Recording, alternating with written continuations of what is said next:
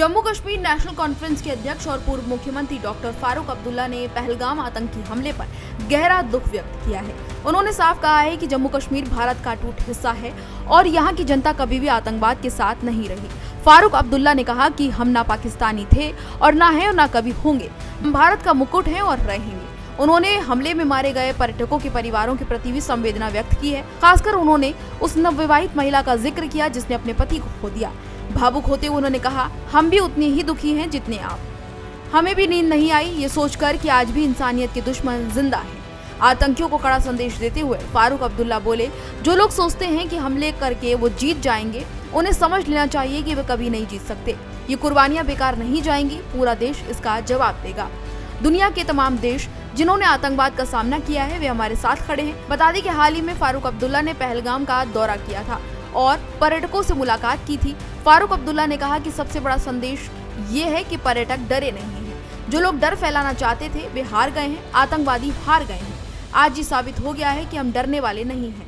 उन्होंने आगे कहा कि कश्मीर के लोग अब आतंकवाद नहीं तरक्की चाहते हैं।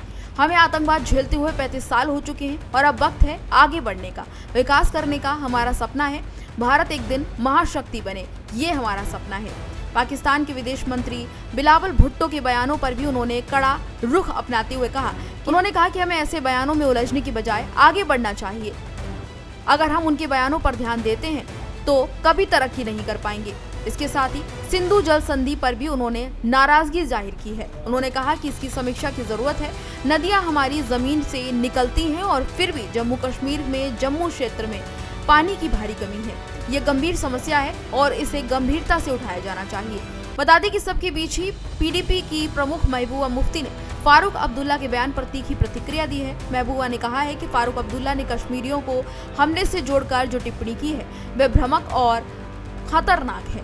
उन्होंने ये भी कहा कि जब कश्मीरी छात्र और व्यापारी देश के अलग अलग हिस्सों में महसूस कर रहे हैं तो ऐसे बयान हालात को बिगाड़ सकते हैं। इस पर फारूक अब्दुल्ला ने कहा कि मैं महबूबा मुफ्ती की हर बात का जवाब देना ठीक नहीं समझता। मैं बस इतना कहूंगा कि ऐसी बात ना करें, हम कभी आतंकवाद के साथ नहीं रहे। तो फिलहाल इस जानकारी में इतना ही। इस तरह की तमाम और जानकारियों के लिए देखते रहिए भारत एक्सप्रेस।